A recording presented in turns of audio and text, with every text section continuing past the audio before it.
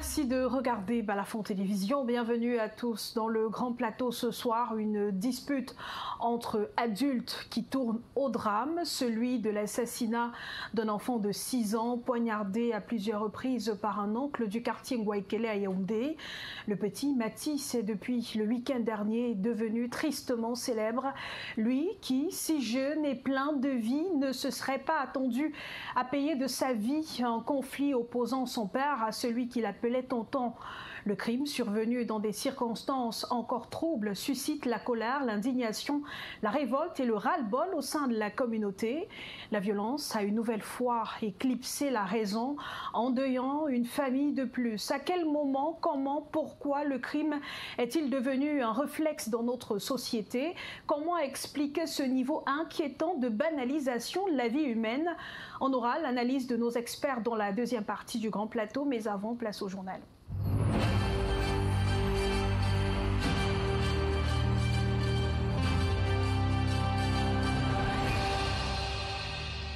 En ouverture, des centaines de motos saisies et plusieurs individus interpellés dans le département des Bamboutos, région de l'Ouest Cameroun. La brigade de gendarmerie de Mbouda, chapeautée par la Légion de gendarmerie de l'Ouest, a récemment procédé à un ratissage à Bamisenge, un quartier de Mbouda. Selon le commandant, l'opération vise à nettoyer la zone qui, selon lui, abrite des hors-la-loi, notamment des séparatistes de la région du Nord-Ouest.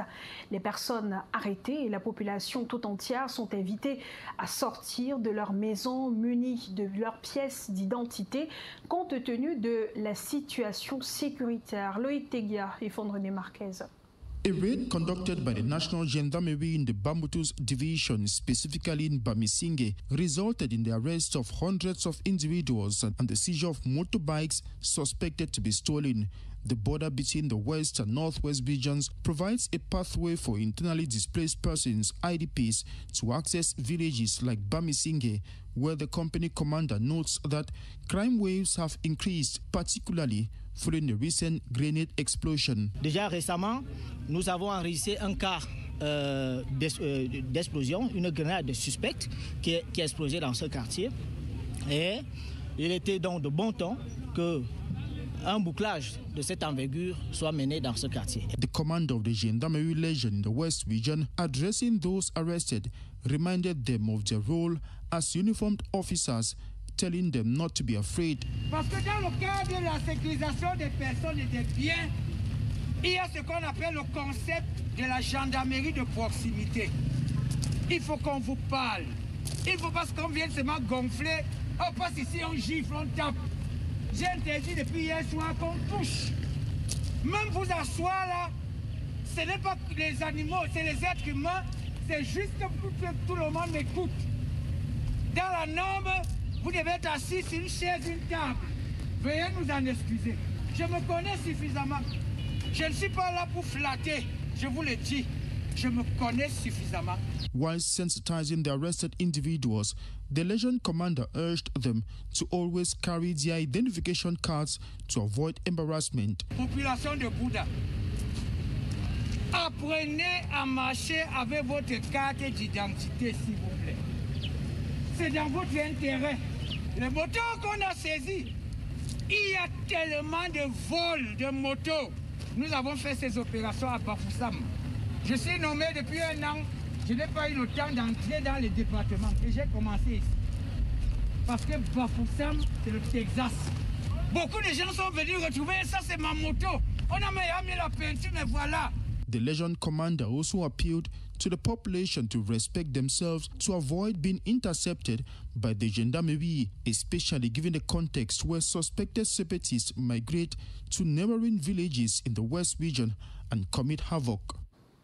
Dans l'actualité ce mardi, des milliers d'élèves à travers le pays ont passé les épreuves du concours d'entrée en classe de 6e et du Common Entrance. Au lycée bilingue de Bonabéry à Douala, 8 absences ont été enregistrées sur les 768 candidats inscrits. Une journée d'examen sans incident, à en croire le chef de centre Fonpeou Amadou, interviewé par Laurent Bongo. En termes d'effectifs, nous avons eu 768 candidats inscrits. officiellement. Et 760 étaient présents. 8 sont absents. Bon, je ne sais pour quelle raison. Donc les 760 ont bien composé. Les choses ont commencé à 8h00 comme prévu par les tests ministériels. Et ça a pris fin à 12h00, sans couac. Bon, aujourd'hui, il y avait 5 épreuves. En fait, au concours, ça a souvent été comme ça, 5 épreuves, 5, qui ont débuté à 8h pour finir à 12h30, avec une pause au milieu.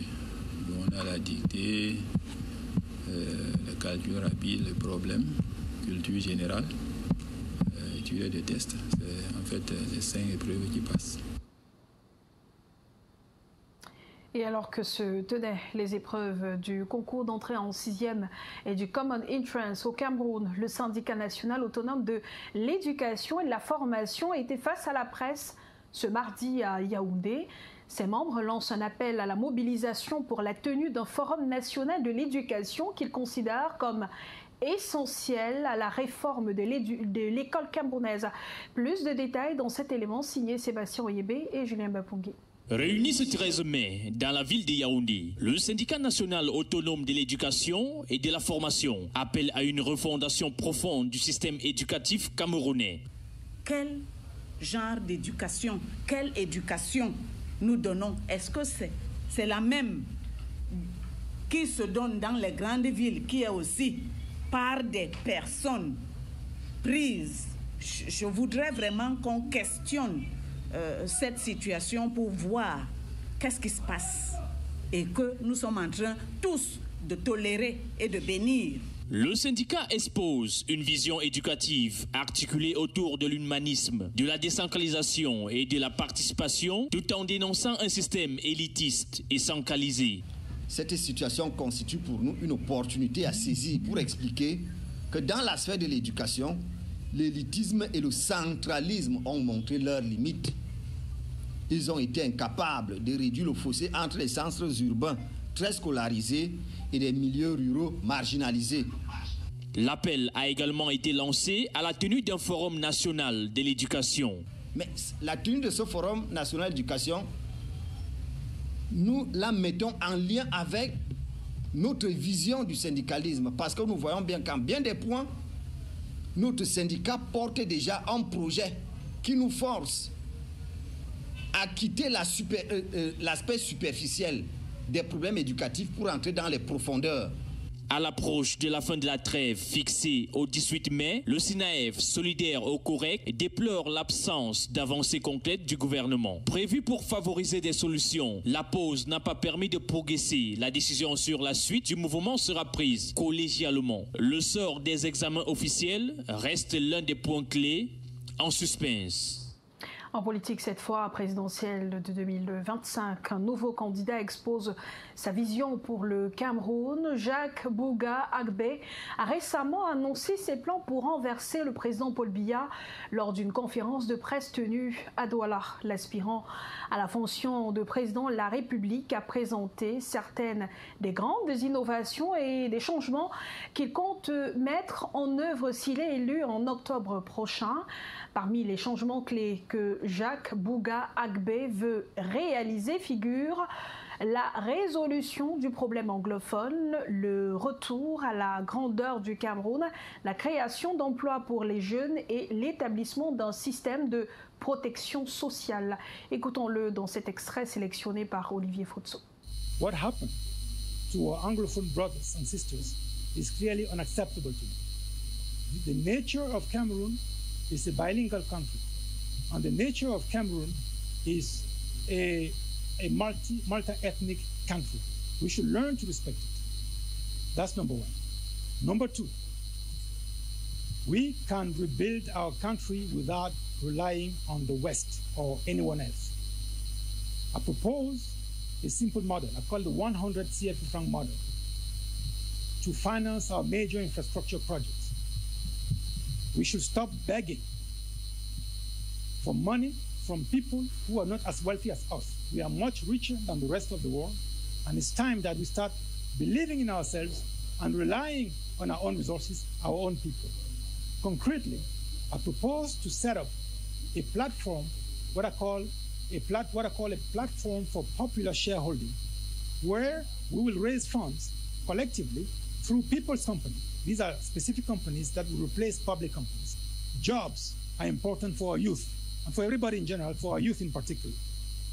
We can have a simple electronic platform to manage the entire job market. With that platform, all companies hiring will be required to post their vacancies.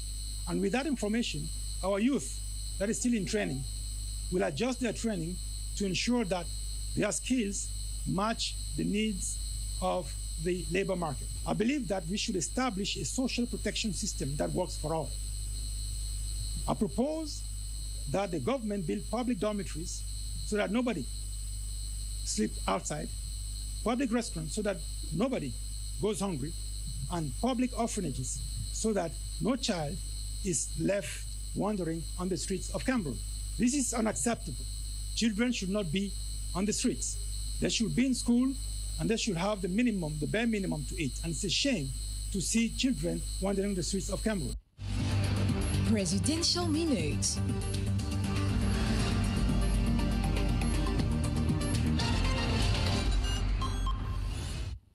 Remplir les conditions pour être candidat à une élection présidentielle au Cameroun comme ailleurs, cela ne suffit pas. Encore faut-il être investi dans les conditions prévues par la loi. Sinon, les ambitions risquent de se heurter à la dure réalité des textes. Le rappel des dispositions légales avec Roland Tapi. D'après l'article 121 du Code électoral, alinéa 1, les candidats peuvent être 1. Soit investi par un parti politique, à condition que ce parti soit représenté à l'Assemblée nationale, au Sénat, dans un conseil régional ou dans un conseil municipal.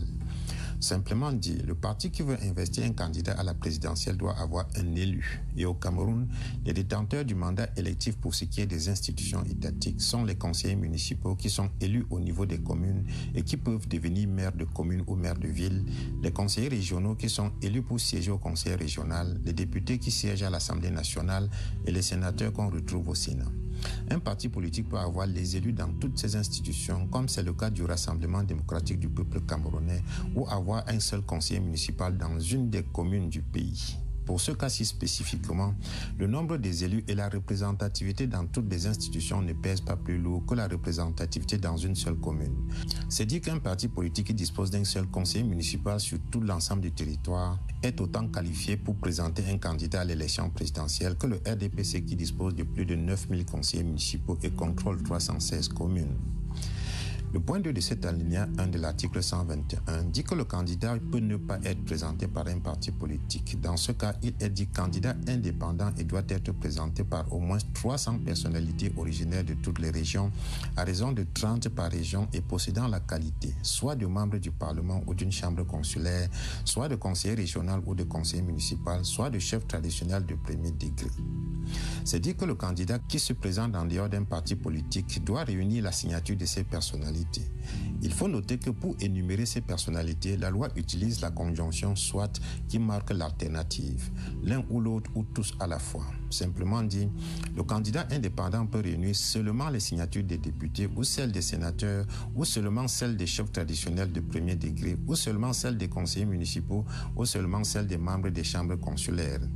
Et par chambre consulaire, il faut entendre la chambre de commerce, de l'industrie, des mines et de l'artisanat et la chambre d'agriculture, des pêches, de l'élevage, des forêts par exemple. Le candidat peut aussi avoir les signatures panachées de tous ces corps, à condition qu'elles atteignent 300 sur l'ensemble du territoire, à raison de 10 dans chaque région. Ainsi, un citoyen camerounais qui veut être candidat à l'élection présidentielle et qui ne veut pas s'enfermer dans un parti politique, une fois qu'il dispose au moins des 30 millions de francs CFA nécessaires pour la caution, il lui suffit de faire le tour des régions et de recueillir à chaque fois 10 signatures de quelques conseillers municipaux oubliés dans un coin. Et le tour est joué. Précision de l'alinéa 2, le candidat investi par un parti politique non représenté à l'Assemblée nationale, au Sénat, dans un conseil régional ou dans un conseil municipal doit également remplir les conditions prévues à l'alinéa 1 ci-dessus applicables aux candidats indépendants. Presidential Minute.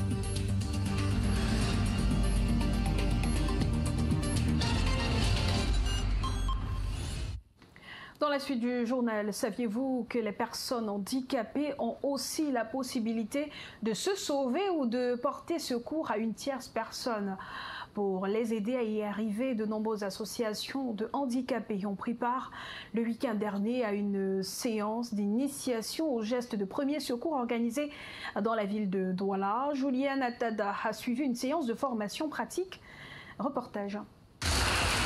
Avec la recrudescence d'accidents, que ce soit à la maison, dans la rue ou sur les axes routiers, le handicap n'est plus un prétexte pour demeurer dans l'ignorance des gestes qui sauvent. Pour l'association Au cœur fin face au handicap, des leçons utiles ont été retenues. On a pu dispenser les gestes quand il y a quelqu'un mordu par un serpent, quand il y a une personne à l'hémorragie nasale.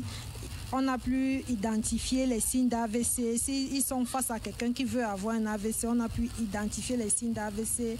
Aussi, on a pu identifier l'AVC en elle-même et quand quelqu'un est inconscient, comment le ramener et comment porter quelqu'un, comment déplacer quelqu'un qui est victime d'un accident cardiovasculaire.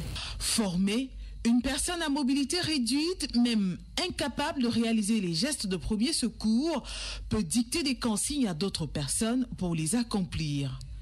Tous les gestes qu'on fait doivent être appropriés à tout le monde. Donc on essaye de ramener la formation de manière de telle en sorte que tout un chacun puisse se sentir à l'aise dans la formation et que même s'il est en partie motrice faible, donc comme on va dire les personnes à mobilité réduite, celui-là, il peut apporter le secours à quelqu'un, même s'il a 100, 200 kilos, il n'a pas besoin qu'on l'assiste ou qu'on l'aide. Lui-même, il peut donner secours à quelqu'un et ramener la vie à la personne. Les participants à cette formation sont mieux outillés pour faire face désormais à différentes situations d'urgence et à apporter une aide précieuse aux victimes en attendant l'intervention des professionnels de santé. Et en culture, l'acte 21 de la Nuit du Rire approche à grands pas. Ce soir, nous poursuivons la présentation des artistes sélectionnés pour ce nouveau rendez-vous de la Champions League de l'humour. Parmi les humoristes attendus sur la scène figurent Senior Pastor et Marcus. Les deux incontournables de la Nuit du Rire invitent leurs fans à venir vivre une soirée exceptionnelle ce 15 mai à la place Saint-David de Bonanjo à Douala. Sébastien Oyébé. Quelqu'un qui réussit, c'est bien. Quelqu'un qui réussit comme ça. On ne le présente plus. Senior Pastor, c'est la sagesse du rire mêlée à la critique sociale bien pensée. Reconnu pour ses performances scéniques percutantes, il a su imposer un style à la fois engagé et accessible, s'attaquant avec subtilité au travers de la société camerounaise. Jesus est woman. Woman Jesus. Ha.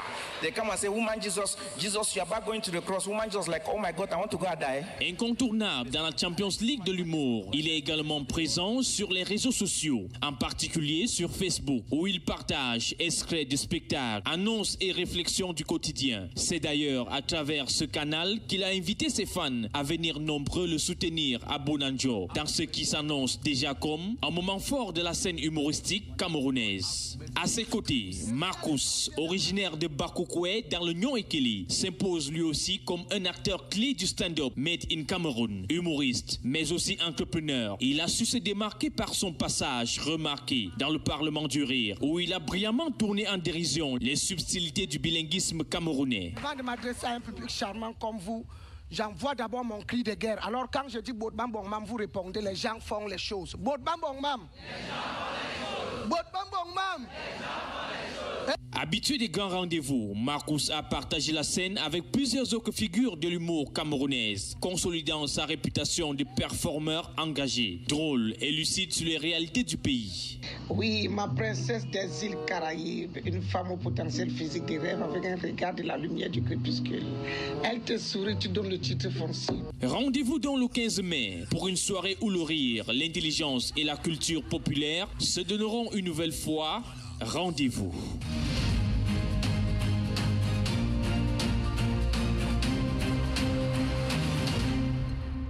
Bienvenue Bienvenue dans la deuxième partie du Grand Plateau. Meurtres et assassinats fréquents d'enfants. Les tout-petits sont-ils encore en sécurité au Cameroun? Le crime du sieur Mwakfo, qui aurait poignardé à mort un gamin de 6 ans à Yaoundé, suscite des interrogations sur comment les parents vont désormais protéger leur progéniture des griffes des psychopathes. Ces derniers n'hésitent plus à maltraiter, torturer, abuser, violer et tuer des mineurs, comme le cas du présumé criminel de Gouaikele qui est allé assassiner le petit Matisse dans la maison familiale, voulant même exterminer ses 2 autres frères qui se sont cachés. Comment comprendre ce regain de violence, y compris contre les tout-petits qui autrefois étaient hyper protégés et gardés par tous? Que faire pour sécuriser nos enfants? Autant de questions que se posent de nombreux parents. La lecture de Jean-Paul Chuniette. L'acte criminel du sieur Nwafo sur le petit Matisse âgé de 6 ans vivant au quartier Ngouaikele traduit la montée en puissance d'une violence certaine dans la société camerounaise. Un père d'enfant se saisissant d'un poignard pour aller exterminer des enfants semblables aux siens à la maison. Un fait inédit dans un monde où jadis tout homme et femme étaient parents de tout enfant, assurant sécurité à tout gamin partout qu'il se trouvait, lui offrant même un plat et un toit pour la nuit, sans discrimination dans des quartiers où tout le monde connaissait tout le monde. Le sieur Nwafo alias Tonton Blek, du nom de ces héros de bande dessinée, qui passait pour le grand défenseur des plus faibles, s'est incarné en un bourreau des âmes innocentes, poignardé à plusieurs coups de couteau sans état d'âme, arraché à la vie, un enfant sans défense, sans se demander ce qu'il ressentirait à la place des 2 parents du petit Matisse. Les enfants sont-ils encore en sécurité dans un contexte où même les plus insoupçonnés maltraitent, esclavagisent, torturent, abusent, violent et tuent des petits enfants et adolescents qui ne leur ont rien fait? Le petit Matisse avait-il manqué de respect à sieur Nwafo? Était-il allé chez lui? Non. Son bourreau est venu le tuer sous le toit familial, au prix d'un acte qu'aurait commis son père à son insu. Même ses supplications n'ont pas suffi pour sauver sa tête. Aujourd'hui, la slameuse Lidol pour sa célébrité paye elle aussi désormais ce prix-là. Un léchage public gratuit sur les réseaux sociaux pour un crime dont elle n'a en rien conspiré. Mais son seul crime à elle, être la fille d'un présumé criminel. Et pour cela, elle doit payer le prix, même si elle n'est point pénalement responsable des faits reprochés à son père. La question à se poser aujourd'hui, c'est où les enfants devraient-ils être en sécurité, si ce n'est chez eux ou tout près d'un adulte qu'ils prendraient comme leurs parents pour se sentir en sécurité? Ces tout petits vont-ils continuer à vivre au milieu de tous ces méchants? La loi doit pouvoir sévir dans toute sa rigueur et sa fermeté pour débarrasser tous ces loups et les envoyer où ils devraient être, derrière les barreaux, rien ne pouvant justifier un abus sur mineur. Plus grave, lui ôter la vie. Et affaire Matisse, le réflexe du crime, pour quelle société? La question se pose ce soir et pour en parler, nous recevons Maître Bihiga Etia, Cécile Mireille, avocate au barreau du Cameroun. Maître, merci d'être avec nous. Bonsoir. Bonsoir et merci pour l'invitation. Bonsoir également à Micheline Samé, coach parental certifié, psychologue. Merci d'être avec nous. Bonsoir, c'est un plaisir d'être là. Bonsoir également au professeur Maurice Somo, psychosociologue. Merci d'être avec nous. Merci. Professeur. Bonsoir les dames. Alors avant d'évoquer le sujet de ce soir, je voudrais avoir vraiment la réaction de chacun de vous sur le plateau face à l'affaire Matisse, l'actualité qui secoue le Cameroun, la toile, les Camerounais, que ce soit sur le plan national et international. Ce petit garçon de 6 ans qui a été assassiné suite à une dispute entre son père et un voisin du quartier qu'il considérait comme son oncle. Première réaction, déjà on commence par vous, Micheline Samé, vous êtes parent, vous accompagnez les parents, vous travaillez avec les enfants, les adolescents aussi. Comment vous avez réagi après avoir lu et suivi toute cette actualité? Comme beaucoup de personnes, beaucoup d'émotions, c'est inconcevable. Et puis, en tant que parent, on ne s'attend pas à voir un enfant quitter la vie si tôt et de façon aussi brutale, et qui plus est causé par un adulte qui est censé le protéger. Il y a quelque chose qui ne va pas. En tant que parent, c'est une blessure, c'est un traumatisme psychologique qui sûrement mettra longtemps à guérir, donc je compatis. En tant que maman, je n'arrive pas à m'imaginer à la place de cette maman, tellement c'est violent et il faut vraiment qu'on en parle. Il faut qu'on en parle et on en parle ce soir. Maître, vous avez suivi l'actualité. On imagine que le réflexe d'avocat est directement sorti et tout, mais Avant la casquette d'avocate, il y a la maman, il y a le parent. Comment le parent s'est senti face à cette nouvelle-là, ce drame surtout? Je pense qu'il n'y a pas de mots pour décrire le sentiment qu'on peut avoir face à ce genre de drame. J'imagine, moi, ce que les parents de cet enfant ressentent. Si moi, d'aussi loin que je suis, je peux me retrouver aussi bouleversée. Parce que sur le plan criminel, c'est un schéma qui est extrêmement rare. C'est-à-dire que commettre un crime en face d'une personne avec qui on a une altercation, c'est souvent arrivé. Planifier même de commettre un crime envers une personne avec qui on a des problèmes, on le voit tous les jours. Mais aller commettre un crime contre un tiers, qui plus est un petit innocent, c'est quelque chose d'extrêmement rare. Donc, les sentiments, il n'y a pas de mots. Il y a de la colère, il y a de l'étonnement, il y a qu'on se demande dans quelle société nous vivons aujourd'hui et où est-ce que nous pensons pouvoir aller comme cela. Justement, professeur Maurice Sobo, où est-ce qu'on pourrait aller dans une société comme celle-ci? Le cas de Mathis vous a-t-il conforté à l'idée de ce qu'on est effectivement dans une société malade? Bon, on a toujours dit que le Cameroun a la société qu'il veut. Nous avons la société que nous avons bâtie avec des éléments qui la caractérisent, si vous voulez. Le cas Mathis, personnellement, je l'ai appris à travers un forum de médias. Bon, la vérité, la manière dont les faits étaient racontés ne permettait pas de comprendre exactement ce qui s'est passé. Tellement, même les médias qui relayaient cette information ne parvenaient pas à vous dire exactement ce qui se passait. C'est-à-dire que tout le monde était englué dans une forme, dans une lyrique émotive. Si bien que personne, jusqu'au jour, à ce moment, n'est capable de vous dire exactement ce qui s'est passé.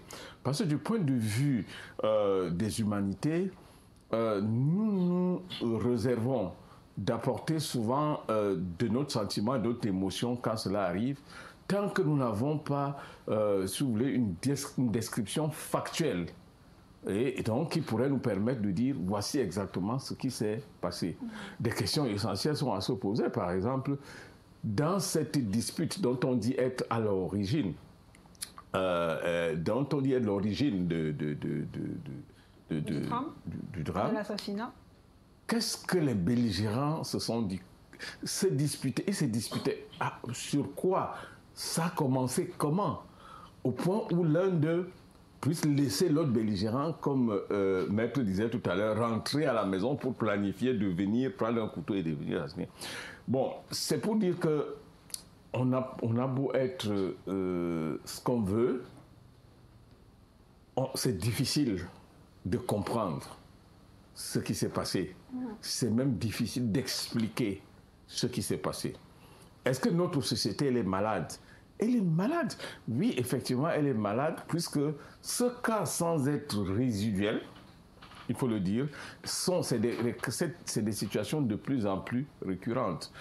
Aujourd'hui, on a vu ce qu'on a vu, mais vous l'avez dit tout à l'heure en introduction à cet élément, vous avez cité un certain nombre de drames, d'infanticides, appelons ça comme ça, qui ont cours dans notre société. Alors, aujourd'hui, comment appelle-t-on une société où les parents phagocytes mangent leurs enfants, si ce n'est pas une société qui est malade?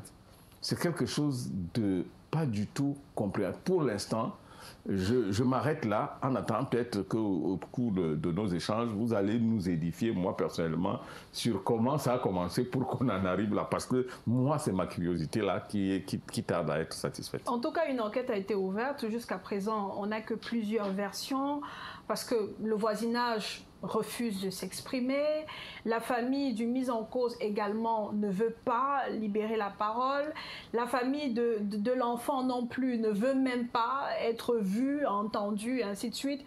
Donc, on n'a que ces versions qui qui sont partagés via les réseaux sociaux, via des témoignages, à travers des directs et autres. Mais une chose est sûre, c'est que la même information revient à chaque fois, c'est qu'un enfant de 6 ans a été assassiné à la suite d'une dispute entre son père et son ami à lui, qui est un voisin du quartier, parce que tous se connaissent. Ça, c'est la version qui revient à chaque fois. C'est vrai qu'il est difficile d'expliquer, vous l'avez dit, professeur Somo, une situation comme celle-là, mais essayons un peu de comprendre comment ça se passe dans le cerveau, vraiment dans la tête. On a quelqu'un qui est en colère. On a quelqu'un qui peut-être a une envie de se venger. Mais est-ce qu'au moment où on a cette envie de se venger, l'instinct paternel disparaît complètement? Oui, bon, enfin, je vais dire une ou deux choses, hein, sous le contrôle de Micheline Samet, qui aura l'occasion de réagir tout à l'heure. Oui, qui est quand même qui est du domaine. L'acte qu'un être humain pose est structuré dans ce qu'on appelle sa personnalité. C'est sa personnalité qui définit l'acte, qui programme l'acte et accompagne cet acte vers son accomplissement. Alors, pour que quelqu'un aille jusqu'à poser un acte comme ça, il faudrait que sa personnalité ait quelque chose de criminogène. C'est-à-dire que quelque chose qui le prédispose à cela. Au-delà du fait que l'on admet que l'acte, lorsqu'il est posé, peut être aussi suscité par l'environnement immédiat, les faits et les circonstances qui peuvent causer cela. Dans tous les cas, le cas spécifique est le nôtre, parce que dans les humanités, on dit toujours qu'il faut prendre les cas de façon isolée. Parce que tant qu'on ne l'a pas circonscrit de façon spécifique, on ne peut pas l'expliquer. Généraliser les choses pose quand même problème.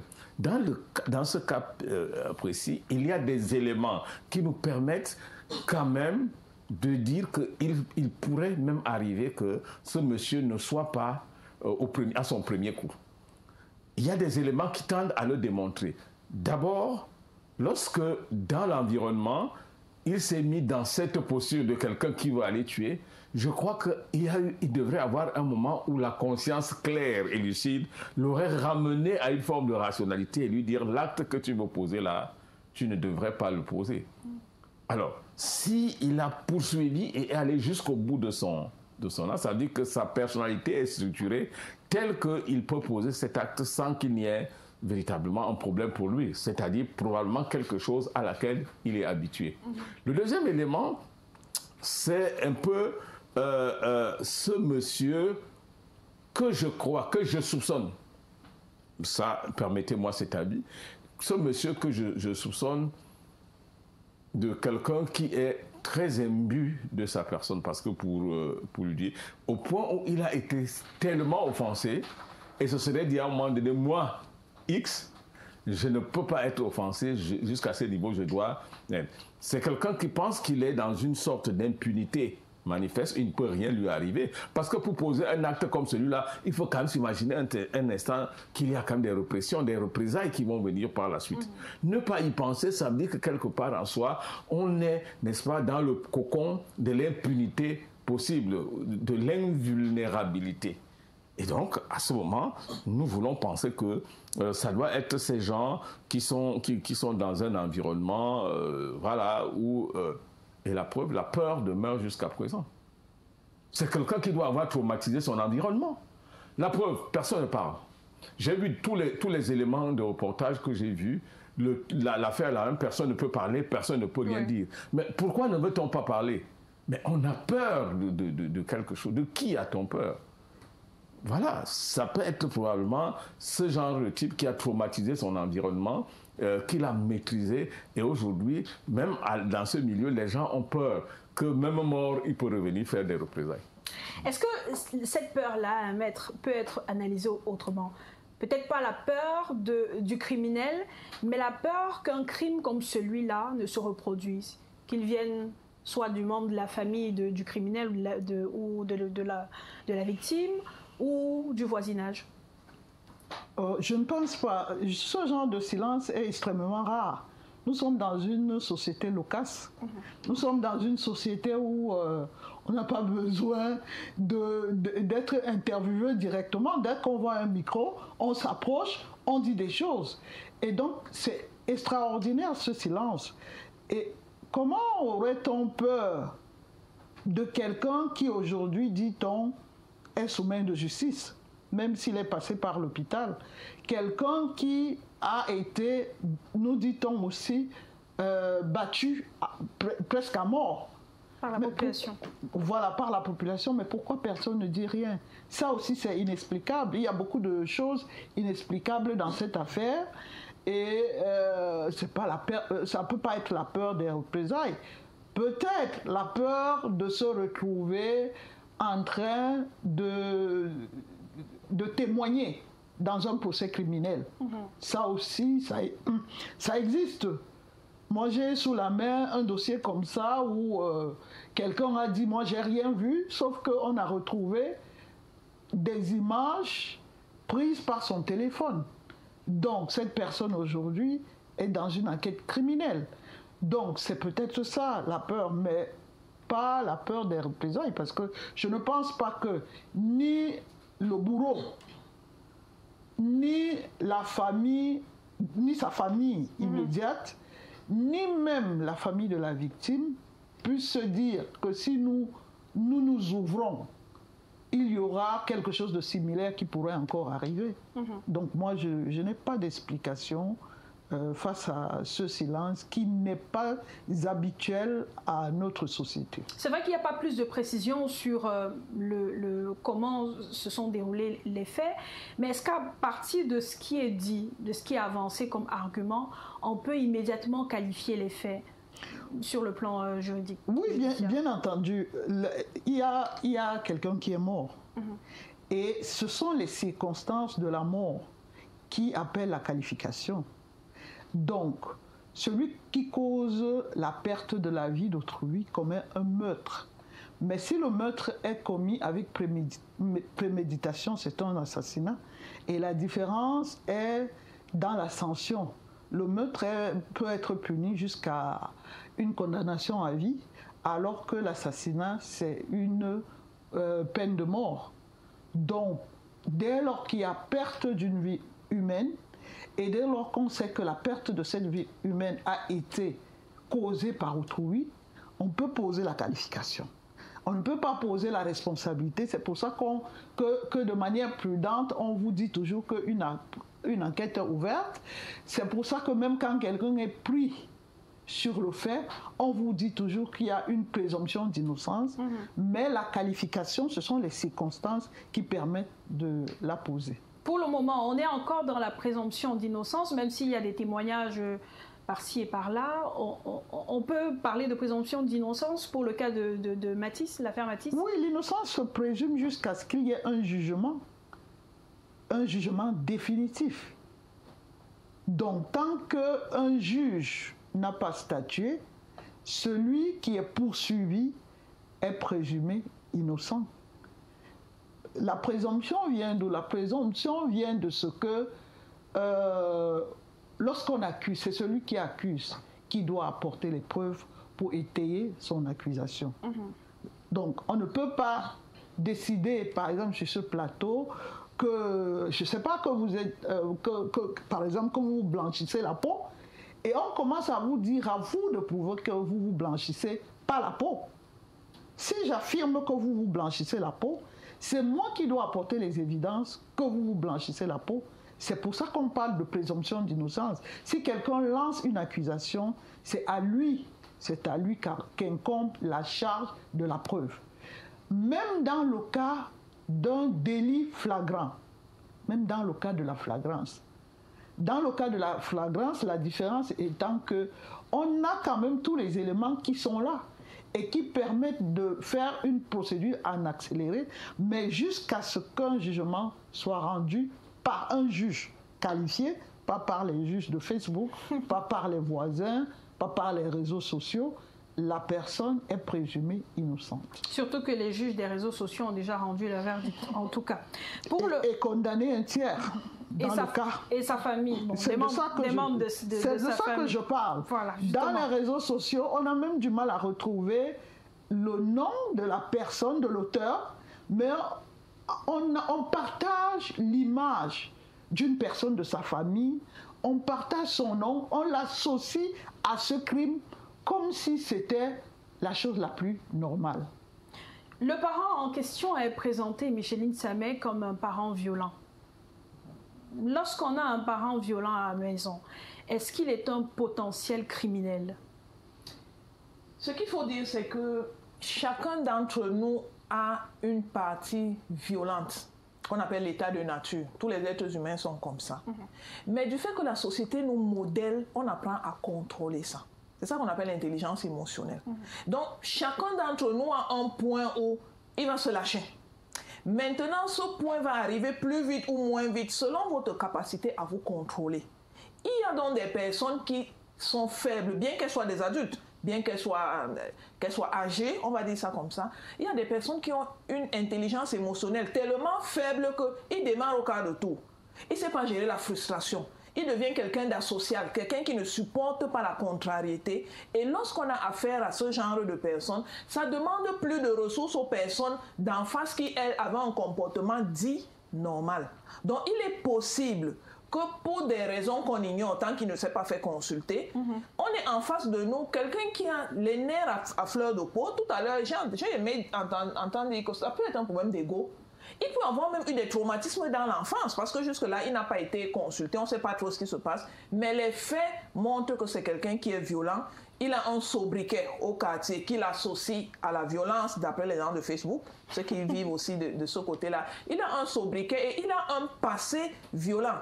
Donc les langues commencent tout doucement à se délier sur les réseaux sociaux. Bon, on ne sait pas trop jusqu'à quel niveau c'est vrai, mais il se dit que il a des relents de violence et il est connu pour ça au quartier. Ça peut être aussi l'une des raisons pour lesquelles les gens ne veulent pas parler.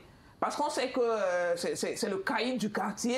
Et puis, si tu parles, que ce soit lui ou les gens de sa clique, tu vas répondre de tes actes. Donc, la première chose que je veux dire, c'est qu'il est possible qu'on ait en face de nous un sujet qui a une très faible maîtrise de ses émotions, qui vient par exemple des traumatismes qu'il aurait commis, qu'il aurait subi, et c'est ça qui peut justifier ça. Deuxième chose, le fait que la famille ne parle pas, ça laisse supposer qu'eux-mêmes sont plus ou moins victimes de ça, qu'eux-mêmes décrivent la situation et qu'ils ont essayé plus ou moins de couvrir ça d'une façon ou d'une autre et que cette fois a été la fois de trop. C'est pour ça qu'on voit les larmes couler, par exemple. Quand on voit l'émotion avec laquelle sa fille s'exprime, ça laisse supposer que ça a été la fois de trop. Peut-être qu'il a commis des actions comme ça, qu'on a essayé de couvrir, qui sait, et que cette fois-ci, c'est tellement apparent que finalement, ça entache sa fille et même les autres membres de famille. On parle de sa fille parce qu'elle est plus connue, mais même les autres membres de famille, ça ne fait honneur à aucun enfant d'entendre dire que c'est son père qui fait la une des réseaux sociaux pour des actes qui ne l'honorent pas et qui finalement entachent toute la famille. Donc je veux dire que c'est sûrement quelqu'un qui a des problèmes psychologiques. Tel que moi je vois, sans l'avoir consulté, ça se voit que c'est quelqu'un qui a des problèmes psychologiques, mais ça se voit que ces problèmes ont impacté autour de lui, si bien qu'aujourd'hui, les personnes même qui sont autour de lui ont besoin d'être soignées pour pouvoir dire clairement qu'il y a quelque chose qui ne va pas et l'affirmer au monde entier. Et le fait qu'on ne parle pas montre qu'eux aussi ont des problèmes. Le cas de Mathis est un cas parmi tant d'autres. Avant celui-ci, il y a eu dans les faits divers ce qu'on considère comme les faits divers, des cas où des mamans tapent sur leurs enfants, d'autres qui coupent un doigt, qui coupent une oreille et tout le reste. Comment expliquer que de plus en plus les parents soient violents, véritablement violents envers leurs enfants? C'est vrai que on a été éduqué à la bastonnade, bon, à la correction, mais de là à aller jusqu'à faire couler le sang, c'est quand même suffisamment grave. Oui, il y a plusieurs choses. La toute première chose que je veux dire, c'est que la médiatisation fait qu'on a l'impression que, bon, c'est pas l'impression, de plus en plus de parents se livrent à des exactions, des violences sur enfants, mais la médiatisation fait aussi qu'on voit ça plus. Des gens de mon âge, plus ou moins, vont vous raconter les cas où on t'a giflé et puis dont il y a des répercussions de ce genre. Les gens de mon âge, c'était monnaie courante. Et nous, nos parents, lorsqu'ils te giflaient, ils te disaient dis merci papa. Dis merci papa. Et tu devais absolument le dire ou dis merci maman. Bon, aujourd'hui, on aurait appelé ça de la violence sur enfant, mais il faut reconnaître qu'aujourd'hui, quand même, on va un cran un peu plus loin. Bon, on peut comprendre avec la vie qui devient de plus en plus difficile, avec les stupéfiants qui sont entrés dans notre société, qui nous font perdre la mesure des choses, et puis quelquefois aussi le fait de voir, le fait que ce soit médiatisé nous amène à banaliser certains actes, parce que quand vous fouettez l'enfant, il pleure, bon, on fouette tous les enfants, ils pleurent, mais comment dans le niveau de ces pleurs, voilà, et c'est encore plus grave, parce que plus il ne pleure pas, plus vous pensez qu'il ne sent rien, et puis vous allez plus loin, jusqu'au moment où il tombe, il ne se lève pas, vous vous dites bon, il fait semblant pour que j'arrête de le taper, mais vraiment il ne se lèvera plus. Donc, les parents aussi, de plus en plus, avec les difficultés de la vie, perdent pied, perdent la mesure des choses, perdent le niveau de responsabilité. Ils oublient que c'était à eux d'éduquer l'enfant, de le protéger pour en faire un homme. Ça fait que les parents eux-mêmes ont besoin d'éducation, eux-mêmes ont besoin d'encadrement parce qu'eux aussi commencent à perdre la tête. Sauf que, on dit souvent, ils se trompent d'adversaire en fait. Leur adversaire, c'est le patron, c'est le marché qui ne passe pas, c'est la vie qui devient de plus en plus dure, c'est le conjoint qui est infidèle, ce genre de choses. Mais l'enfant devient un exutoire. Mais c'est malheureux parce que c'est un être tellement fragile que quelquefois, on allait juste pour se défouler. Et malheureusement, le pire arrive souvent. Toujours pour comprendre ce qui se passe dans la tête des parents, professeur Somo, est-ce qu'on peut mettre ce regard de violence sur le dos de l'environnement, du climat, du quartier par exemple, de la société, de l'environnement dans lequel on évolue? Prenons le cas d'un quartier comme Gouaikele. Lorsque vous regardez les images, les maisons sont entassées, chacun marche sur la véranda de l'autre. Est-ce que c'est de nature à faire naître par exemple des caractères violents chez les uns et les autres? Je crois que j'ai beaucoup aimé l'analyse de la collègue qui vraiment peint le décor violentogène, si on peut dire ça ainsi, qui est celui de la société, de cet environnement de la société dans lequel on se trouve. Gouaikele, nous sommes tous passés par là à un moment donné, en tant qu'étudiants. Nous autres, on est passés autour des années 90. C'est à l'époque, je crois que ton père et ta mère ne s'étaient pas encore retrouvés. Bon, ce quartier a toujours été comme ça. Mais ce quartier a vu traverser des milliers et des milliers d'étudiants parce que en fait, c'était un peu le quartier résidentiel où les étudiants dans les mini-cités et tout ça. On n'a pas souvent enregistré beaucoup de violence sous cette forme-là. Oui.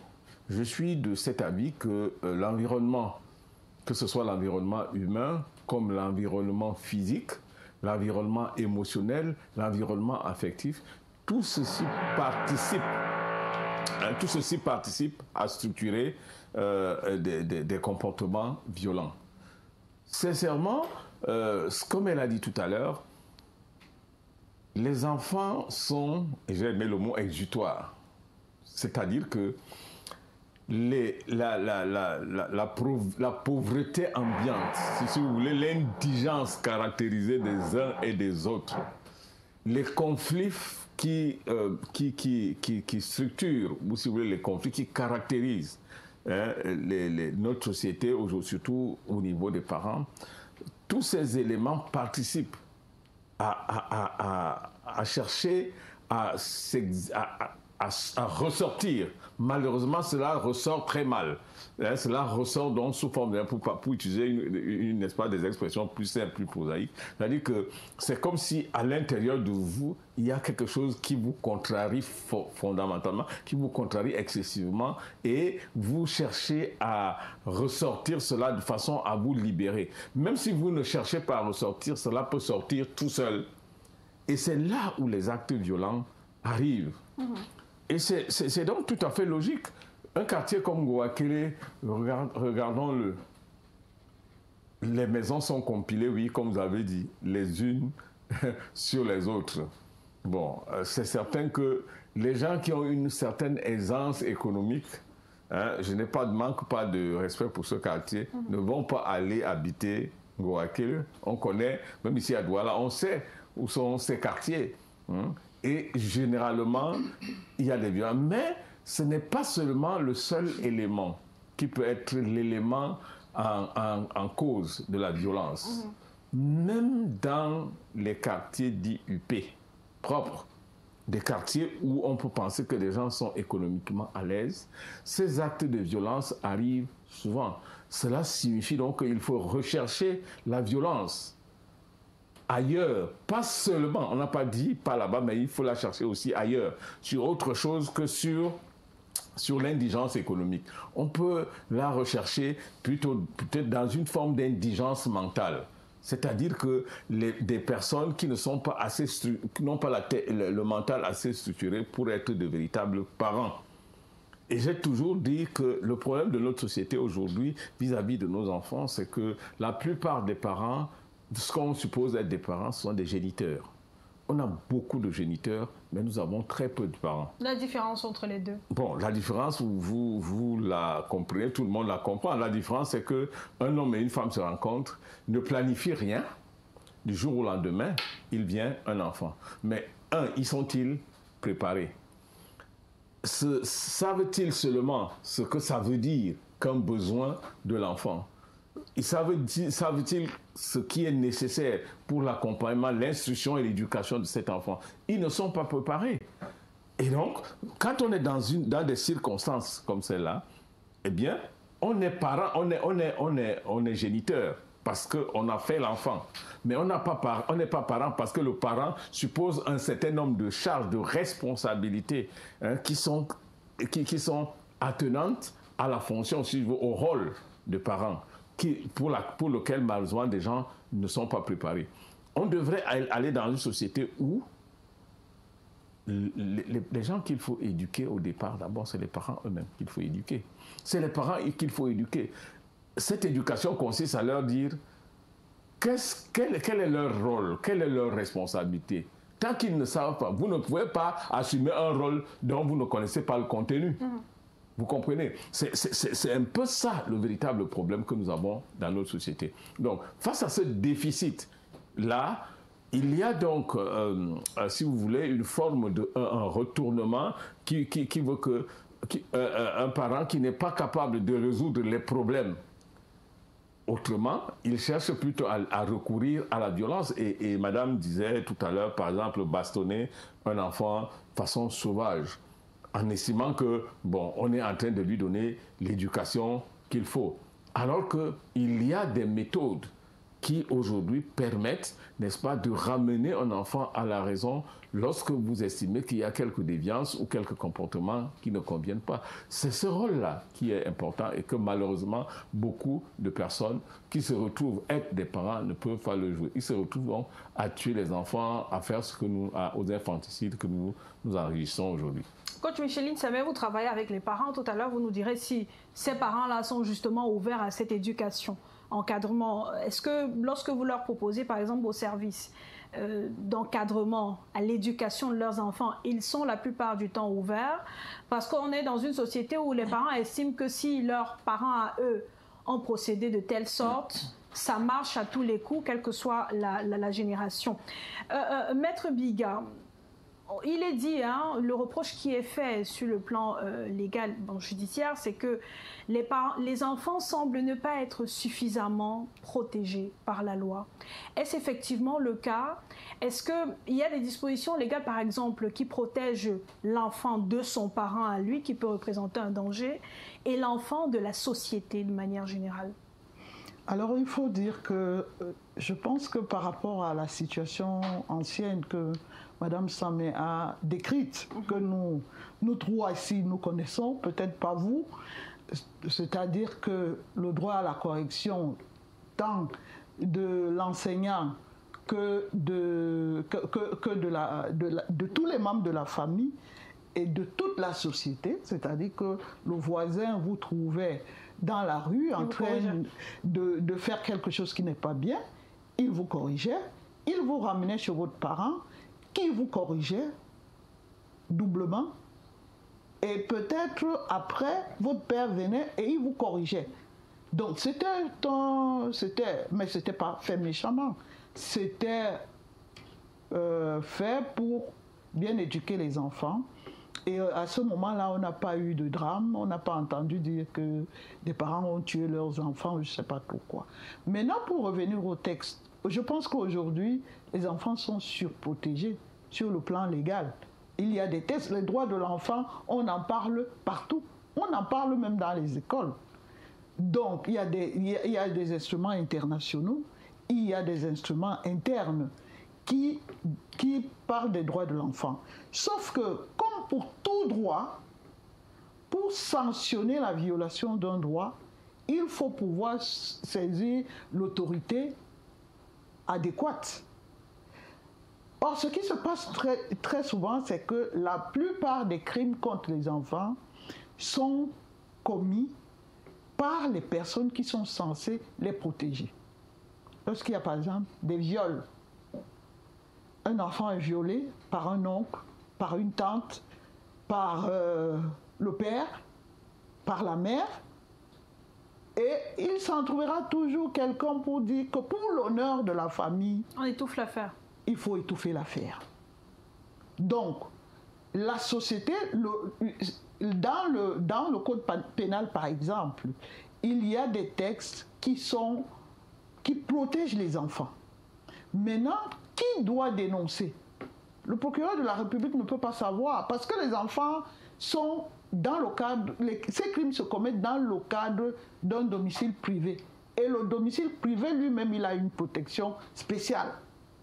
Il faudrait que ce soit quelque chose qui attire l'attention. Vous savez, j'ai vu dans les journaux, par exemple, des enfants qu'on attache dans les maisons. Il a fallu que un voisin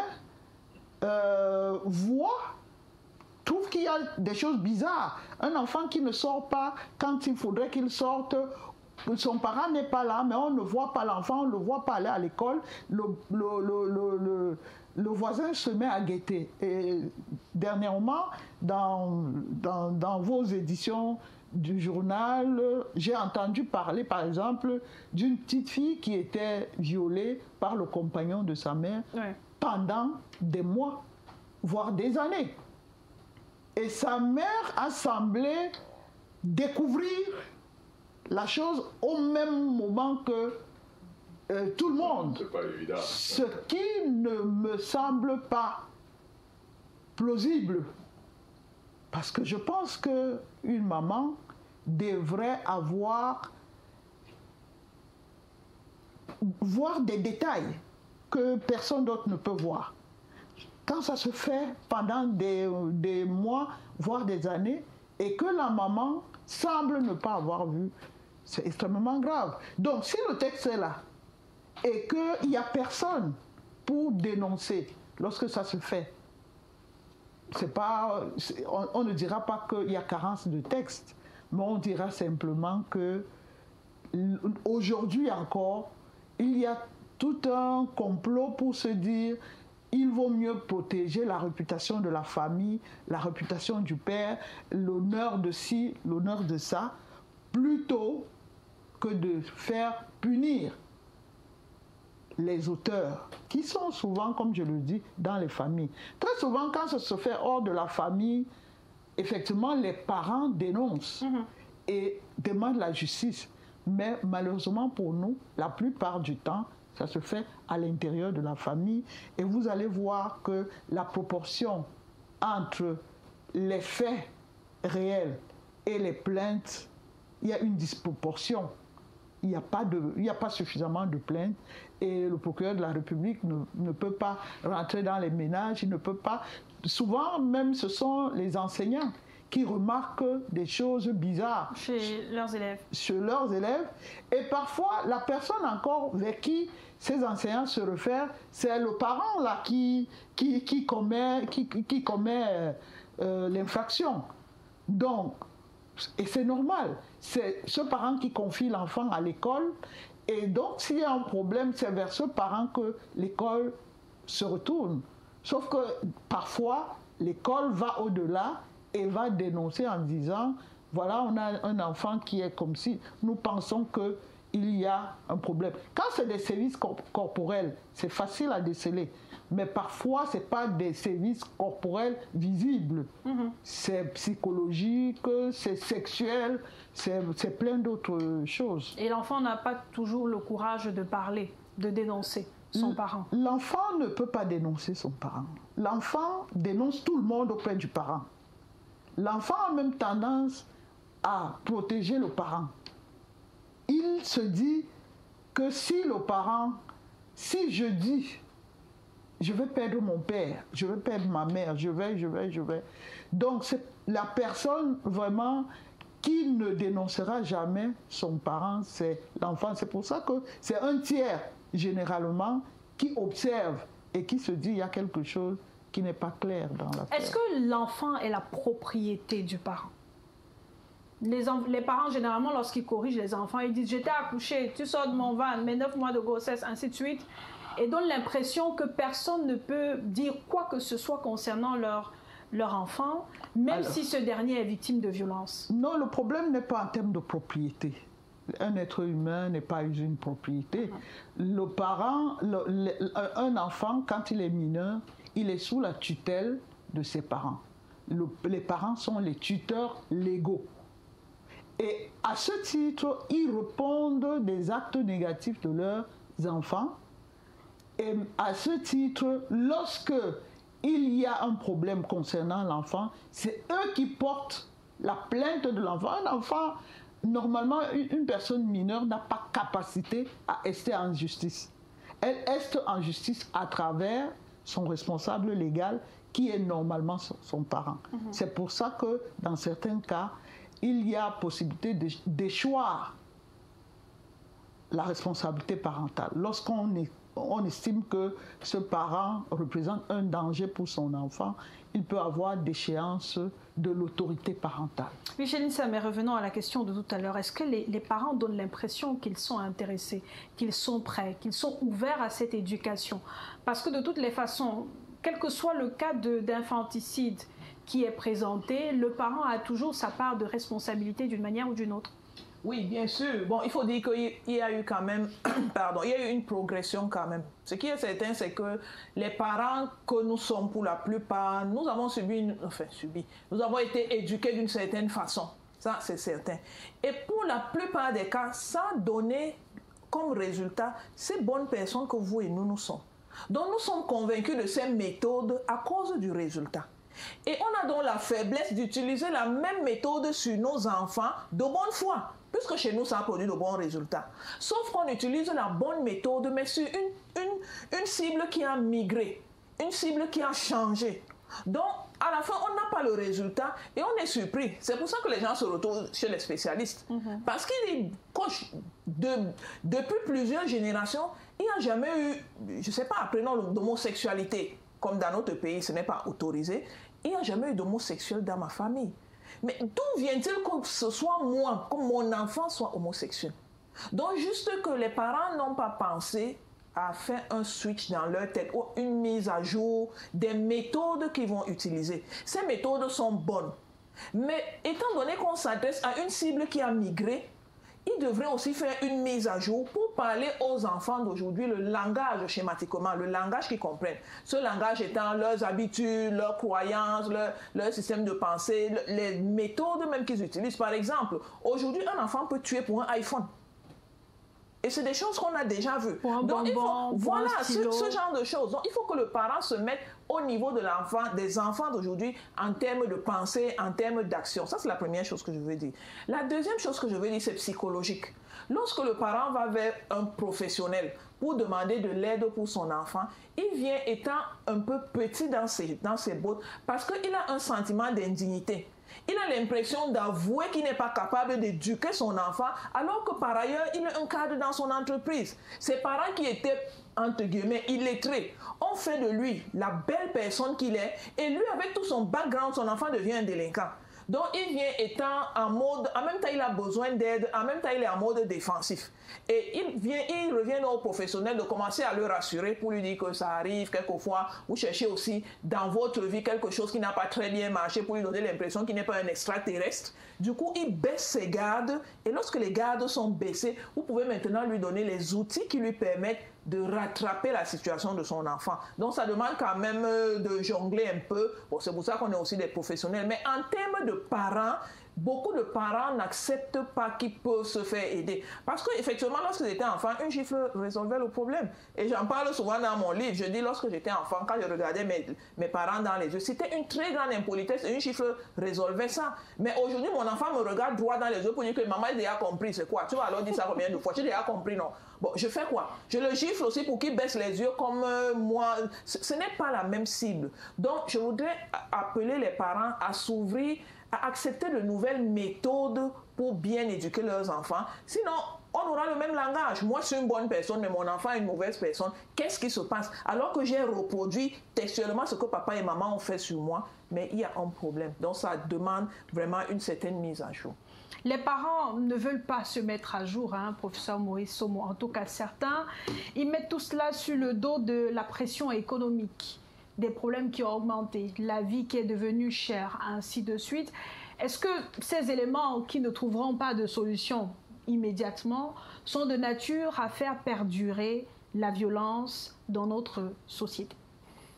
Bon, il y a des concepts qui sont revenus, hein, je crois que chez tout le monde ici, à savoir qu'il est important que non seulement les parents s'éduquent, mais qu'ils se réajustent et qu'ils adhèrent aux nouvelles méthodes, aux technologies qui vont avec, aux technologies de l'éducation, si vous voulez. Tant que les gens ne se seront pas ajustés, ça va être difficile d'éradiquer le phénomène de la violence. Parce qu'il y a une nette opposition entre, si vous voulez, ceux qui sont des schèmes conçus et structurés chez les parents et la réalité contextuelle, qui se veut être dans un environnement très globalisé et où, par exemple, un enfant, à partir de son smartphone, sait exactement ce qui se passe ailleurs et qu'il peut comparer à ce qui lui arrive ici, là et maintenant. C'est-à-dire que les enfants regardent ce qui se passe ailleurs. Et quand ce n'est pas ce qui se passe chez eux, ils ont tendance à réclamer, à revendiquer. Ils croient que le modèle est ce qu'eux, ils perçoivent là-bas. Donc, il y a d'abord ce premier élément. Le deuxième élément, c'est la restitution, et je crois qu'elle a évoqué ça plus ou moins, la restitution de l'autorité parentale. Bon, alors, cette autorité est, si vous voulez, ce qui devrait réguler les relations qu'il y a entre les enfants et les parents. Si tu veux, aujourd'hui, tu peux parler à un enfant, toi en tant que parent, il te dit non papa, ce que tu dis là, c'est pas vrai. La réalité, c'est tout autre chose. Et tu vois, cela ressemble à une forme même d'humiliation. Parfois, j'ai certains parents qui ne vont pas accepter. Mais un enfant que moi, j'ai accouché et qui me dit que c'est ceci, alors que moi, son père, je lui dis que... Bon, vous voyez, comment est-ce qu'on peut trouver donc le juste milieu? C'est ça qu'il faut, c'est ce juste milieu qu'il faut rechercher à travers les méthodes que nous avons évoquées tout à l'heure. Mais dire à penser qu'il s'agit simplement d'un phénomène de pauvreté, nous avons dit tous ici, non, la pauvreté seule. Si les gens sont pauvres parce qu'ils manquent des moyens pour se former, s'éduquer, on le comprendrait. Mais la pauvreté, comprise au sens d'un manque de moyens de vie et de survie, en ce moment, je pense que c'est une excuse beaucoup trop facile pour notre société. Le cas puisque nous parlons d'un cas de ce qui s'est passé en Guayaquil,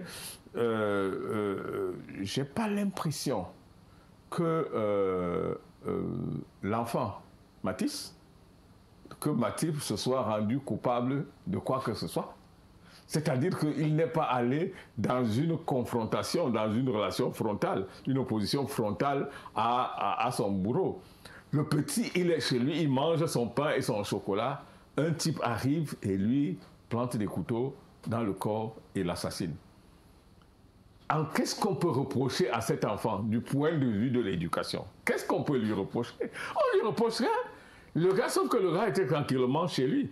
Maintenant, s'il y a quelqu'un à qui il faut faire le reproche, bon, maître a dit qu'il faut faire attention à dire que voici le coupable, voici celui-là. Mais s'il y a quelqu'un qui a loupé quelque chose, c'est bel et bien celui-là, le bourreau, c'est-à-dire que c'est lui qui est venu l'assassiner.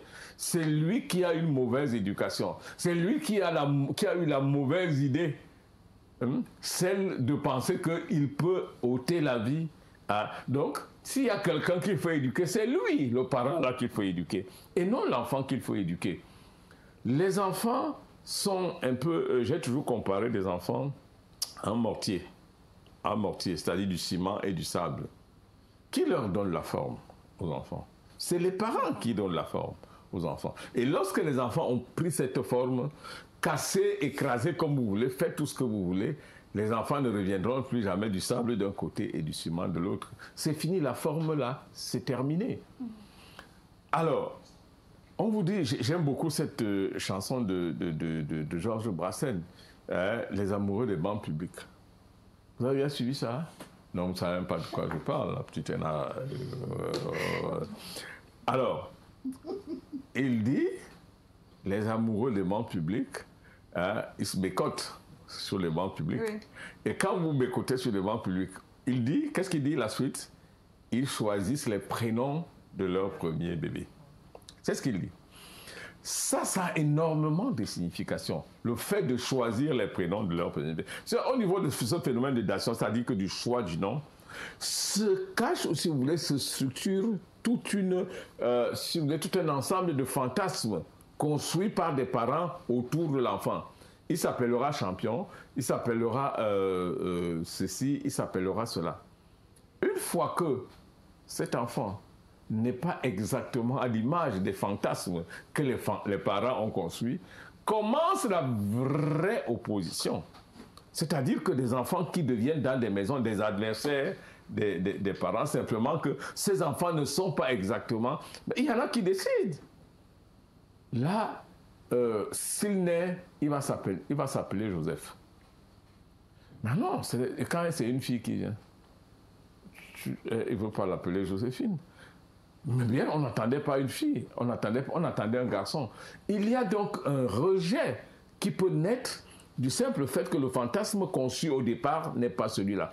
J'évoque toutes ces petites situations pour dire qu'il y a beaucoup de choses qui peuvent structurer la relation conflictuelle qu'il y a entre les parents et l'enfant. Au-delà de la pauvreté, au-delà d'un manque d'éducation, il y a des fantasmes qui peuvent être déçus et qui peuvent structurer, n'est-ce pas, si vous voulez, cette relation conflictuelle de rejet et de violence finalement des uns et des autres. L'environnement va venir jouer son rôle également.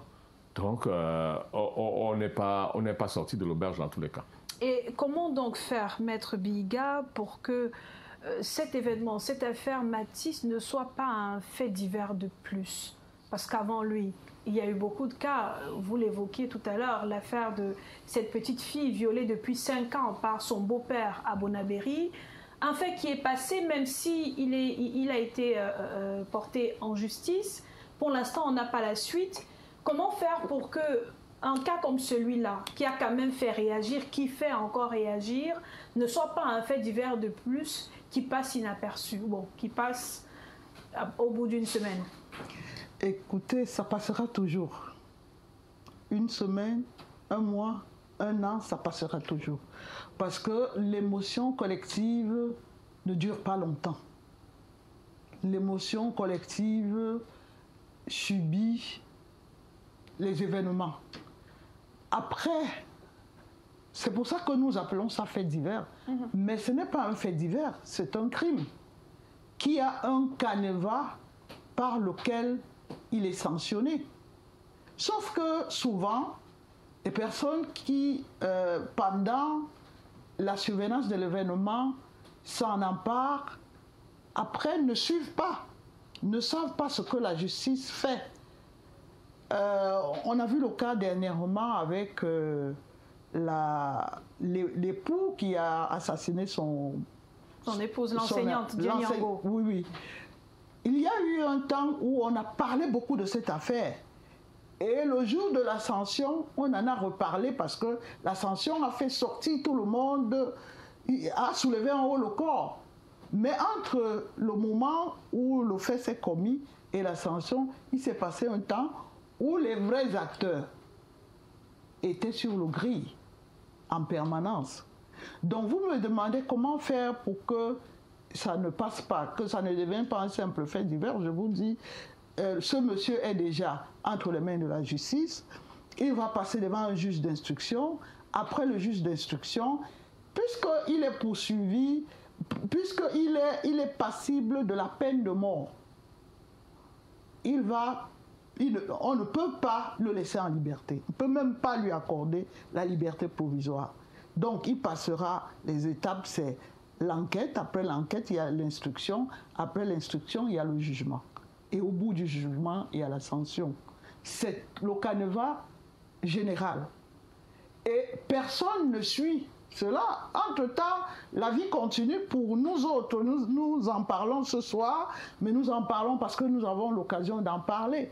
Demain, pour nous, nous passerons à autre chose. Mais les parents de cet enfant, ils sont dans le deuil. Après, on va les appeler pour témoigner. Après, on va les appeler devant la barre pour leur dire que vous êtes partie civile. Après, ils vont vivre avec la douleur d'avoir perdu leur enfant. Maintenant, la justice a aussi pour but de dissuader. Donc, nous espérons en réalité que la justice fasse son travail et qu'elle donne des sanctions exemplaires qui amènent ou qui dissuadent d'autres personnes de recommencer. Parce que dans le cas d'espèce, je vais vous dire, hein, tout le monde doit à une défense. Donc ce monsieur aura un avocat. Parce que dans son cas, et selon la loi, s'il n'a pas les moyens de se payer un avocat, il aura un avocat commis d'office. Un avocat commis d'office, c'est un avocat payé par nos impôts. C'est-à-dire que la loi a décidé que, même dans ce cas-là, nous devons l'accompagner. Mais il ne peut pas évoquer, par exemple, l'excuse de provocation. Il ne peut pas évoquer la légitime défense. Le mieux qu'il puisse faire, c'est de plaider coupable. C'est de se dire, je ne sais pas ce qui m'est passé par la tête. Et d'aller tranquillement à la case de prison. Oui. Sauf que bon, sans vous couper, sauf que lorsque ça arrive aussi, on envoie souvent chez les professionnels du mental pour voir est-ce qu'il était en possession de ses moyens. Parce que c'est trop facile de dire c'est pas ce qui m'est arrivé. Mais maintenant, il faut que les professionnels disent si vraiment il n'était pas en possession de ses moyens pour justifier je ne sais pas ce qui m'est arrivé, ou alors il dit ça juste pour essayer de s'échapper. Donc ce n'est pas sûr même qu'en disant ça... Non, mais je veux dire, quand il plaide coupable déjà, il va être sanctionné. Il va être sanctionné. Maintenant, quand vous plaidez coupable, parfois vous sollicitez des circonstances atténuantes. Oui. Dans la circonstance atténuante, c'est votre attitude. Et l'attitude, même l'attitude à la barre compte. Pas seulement l'attitude à ce moment-là. Et comme dans son cas, la sanction, c'est la peine de mort. Et qu'aujourd'hui, la peine de mort existe, mais elle n'est plus vraiment appliquée. C'est passé toute sa vie en prison. Peut-être en prison, il aura le temps de se convertir, de demander pardon, mais ça ne ramènera pas le petit Mathis à la vie. Bon, en attendant, lui-même a des enfants qui ont été exposés.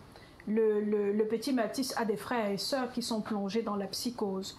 Que deviendront tous ceux-là? Quel type d'accompagnement leur offrir pour qu'ils ne soient pas plus tard des personnes violentes ou qu'ils n'aient pas envie de se venger pour les enfants qui ont vu leur petit frère assassiné? Oui, bon, ça va de soi, Il leur faut un accompagnement. On parle d'accompagnement psychologique ici, mais il y a même un accompagnement familial, il y a un accompagnement social, un accompagnement spirituel même. C'est des personnes qui sont détruites et qu'il faut rebâtir. Parce qu'effectivement, quelquefois, c'est des personnes qui grandissent avec maintenant un relent de violence. C'est des personnes qui se révoltent contre la société. Vous voyez des personnes qui se lancent dans les stupéfiants parce qu'il essaye de fuir sa propre réalité. Il essaie de se fuir lui-même. Bon, il ne sait pas que personne ne peut se fuir lui-même. Mais vous voyez des personnes qui deviennent violentes, même envers d'autres personnes, parce qu'il a un passé traumatisant lui-même. Donc, c'est un ensemble de choses qu'il faudra faire. Et c'est trop facile de dire ça sur un plateau de télévision. Quelquefois, ça prend des années. Et quelquefois, la personne ne guérit jamais. Dans le sens où il va rester quelqu'un de fragile. Lorsqu'il y aura une situation, soit qui lui rappelle ça, ou lorsqu'il voit une injustice qui va dans ce sens, justement, il perd ses moyens, il a une toute petite intelligence émotionnelle, et vous le voyez poser des actes. Et il faudra quelqu'un qui rentre 20 ans en arrière pour dire qu'il avait perdu son petit frère devant lui, et c'est ça qui a fait de lui cet être blessé que nous voyons aujourd'hui. Et ça va demander aussi l'accompagnement social, parce qu'il faudra donc veiller à ne pas le stigmatiser. Il ne faudra pas qu'on change son nom pour l'appeler maintenant l'enfant, celui qui avait perdu son frère. Vous voyez, c'est des choses, oui, c'est des choses qui ont un effet sur un enfant, surtout à l'école. Lorsqu'ils vont aller à l'école maintenant, tout le monde va chuchoter, celui que vous voyez là, c'est lui qui avait fait. Même au quartier, ça va être difficile. Certaines personnes, dans des conditions idéales, carrément déménagent pour essayer de reconstruire leur vie. Parce que ce n'est plus possible même d'habiter là. Parce que tout le monde porte sur eux un regard. Partout où ils passent, ils sont jugés, les préjugés et tout ça. Ça va devenir compliqué. Donc, il y a un travail à faire et chacun de nous est impliqué parce qu'ils n'ont pas voulu ça et personne ne sait qui est le prochain. Mais en attendant, il y a les parents de la victime, du présumé assassin. Les enfants du présumé assassin, bien qu'ils soient adultes, est-ce que ceux-là aussi ont besoin de se faire accompagner? Bien sûr. Si oui, de quelle manière? Bien sûr. Ce qu'il faut savoir, c'est que ce sont des voisins. Ça veut dire que chez nous, en Afrique, lorsque vous êtes des voisins, vous êtes sûrement entré chez le voisin, vous avez bu l'eau, vous avez mangé, on est devenu un peu la famille. Donc c'est traumatisant même pour les enfants de se rendre compte que c'est leur propre père qui est allé commettre des exactions dans leur deuxième maison. Donc eux-mêmes sont mal par rapport à ça. Et c'est comme ça que de l'eau dans la famille d'en face, c'est pareil. Donc le travail de reconstruction sera un travail de longue haleine. Chacun le plus mature, disons ça comme ça, devra prendre sur lui pour essayer de consoler les autres. J'ai suivi dans la sortie de la fille de la victime, dit qu'ils ont essayé d'aller pour présenter leurs condoléances et ils n'ont pas été reçus. Ça peut se comprendre. Ça peut se comprendre. Peut-être plus tard, oui, ils vont s'ouvrir un peu, mais chacun d'eux devra donner du sien pour pouvoir rebâtir ce qui peut être encore rebâti. Quelquefois, dans ce genre de cas, si la situation le permet, il vaut mieux déménager carrément, aller ailleurs pour essayer de reconstruire ce qui peut encore être reconstruit. En attendant, professeur Maurice Somo, la peur de l'inconnu s'est installée. Puisqu'on a le tonton qui est devenu l'assassin aujourd'hui. D'après le récit, l'enfant même, étant blessé, disait « tonton, ne me fais pas du mal ». Dans les maisons, il y a beaucoup d'enfants qui considèrent le voisin comme l'oncle, considèrent le collègue du parent comme l'oncle.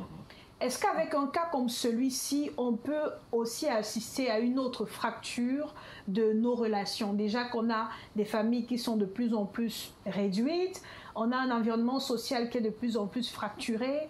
Est-ce que celui-là est de nature à détériorer aussi les relations entre les uns et les autres? Non, avec un événement comme ça, comme celui-là, la fracture sociale, elle est consommée. Il n'y a plus rien à faire. C'est-à-dire que réfléchissez comme vous voulez, essayez d'appeler tous les savants du monde. Voilà des morceaux d'une société qu'on ne peut plus jamais recoller. Ça, ça paraît être, enfin, c'est une évidence. J'ai discuté avec quelqu'un ce matin qui me disait que lui croit qu'il y a quelque chose de rituel dans cette histoire. Parce que, en fait, quelque part, le silence auquel on faisait allusion, ça veut dire qu'il y a quelque chose probablement que les uns et les autres cachent. Que ce soit du côté des victimes comme du côté des bourreaux. Est-ce que, et là, on reviendra toujours à chercher à savoir qu'est-ce qui s'est passé, la dispute portait exactement sur quoi au moment où ça a commencé. Est-ce que l'un aurait dit à l'autre que, écoute, les enfants que tu as chez toi là, ils ne sont pas tes enfants. Et que sur cet élan, il se serait emporté pour dire, bon, comme il en est ainsi, moi, ou voilà, vous comprenez que c'est une grosse nébuleuse. Et tout le fait que tout soit nébuleux participe de fracturer davantage cet environnement. Et même si la justice vient à faire son cours, c'est-à-dire à mettre au devant de tout le monde les événements, eh bien, ce n'est pas parce qu'on aura condamné X ou qu'on aura condamné Y qu'en réalité, quoi que ce soit se fera. Effectivement, j'ai regardé, comme tout le monde, la sortie de la jeune, de sa fille. Sa fille, elle a quelque chose de positif, mais elle a également quelque chose d'assez gênant. Bon, positif parce que quand vous regardez l'émotion qui habite, qui en elle, qui que vous soyez, vous êtes quand même amené à croire qu'elle est sincère dans ce qu'elle fait et dans ce qu'elle dit. Sauf que quand il y a un événement comme celui-là, un assassinat, la première grosse attitude recommandée, c'est le silence. C'est le silence. Que vous soyez du côté du bourreau ou du côté de la victime, il vaut mieux vous taire. Et c'est pourquoi ça peut aussi justifier le silence auquel on fait allusion, mais pas le silence des voisins, le silence des familles. Parce que c'est comme si vous recevez un coup très dur, et vous ne recevez pas le coup et vous réagissez du coup, vous recevez un coup, en réalité, vous endossez. Vous savez comment vous faites? Vous accusez le coup, comme on dit souvent. Donc, le premier moment, c'est un moment de silence. Ça, c'est la première chose. La deuxième chose, il y a un petit élément dans sa sortie qui pose problème. C'est cet élément par lequel elle dit, en raison du deuil qui survient, je vais repousser à plus tard toute ma tournée que j'avais. Non. Où trouve-t-elle la force de penser qu'elle avait une tournée à faire alors que son papa vient d'assassiner un enfant? Comment elle trouve la force de penser à cette tournée? Comment? Et le fait de dire, je repousse ma tournée, cela a une valeur promotionnelle, à la limite une valeur publicité. Parce que plus tard, les gens diront, la tournée que vous l'appelez l'idole, c'est comme ça. Voilà, qu'elle a repoussée, finalement, elle aura lieu en tel, il faut qu'on aille parce que non. Elle n'a pas le temps de penser à ça. Elle a le temps de penser à une chose. Tout ce qu'elle a fait était bien. Ce détail-là, à mon sens, n'avait pas sa place dans ce qu'elle a dit. Tout doit être concentré, focus autour d'un événement imminemment triste. Et je vais sortir en disant que les sociétés se bâtissent aussi de ce genre d'événements. C'est des événements comme celui-là, d'une extrême gravité, qui bâtissent à la fois l'histoire d'une société, mais qui bâtissent une société dans son ensemble. C'est-à-dire que on pourra dire que après cet assassinat de Matisse, n'est-ce pas, les choses ne seront plus jamais comme avant. Ça va, les gens vont être un peu plus attentifs. Et comme les uns et les autres ont dit ici, là, on va faire attention à ces tontons, et à ces tontons et à ces tantines, parce qu'on dit toujours les tontons, mais on oublie qu'également les tantines qui font également de très mauvaises choses. Voilà, et par rapport à cette... Peut-être en 10 secondes, puisqu'on n'a plus de temps. En une seconde, cette dame dont on a violé l'enfant, la fille, vraiment, je voudrais persister et signer qu'on doit arrêter de faire du cinéma. Vous ne pouvez pas, en tant que maman, avoir votre fille qui est violée chez vous à la maison 1 an, 2 ans, et vous dites que vous n'avez rien constaté. Démissionnez, vous n'êtes pas un parent. En tout cas, concernant l'affaire Matisse, l'enquête est en cours. On attend les résultats de cette enquête avant de refaire une autre émission, même si sur les réseaux sociaux, ça va dans tous les sens. Mais Maître Biga disait tout à l'heure, le parent de l'assassin n'est pas forcément l'assassin. Non, la responsabilité pénale est personnelle. Et je m'en serais voulu de partir de ce plateau sans le dire. L'idole n'a rien fait. Rien du tout. Elle n'avait même pas l'obligation de parler. Maintenant, ce qu'elle a dit peut plaire ou déplaire. Il y en aura toujours qui, dans le silence, on a interprété. On a dit qu'elle a... C'était si elle ne sortait pas, c'était elle a dit pourquoi elle n'a rien dit. Qu'elle a elle mène habituellement le combat contre les violences. Et qu'avoir passé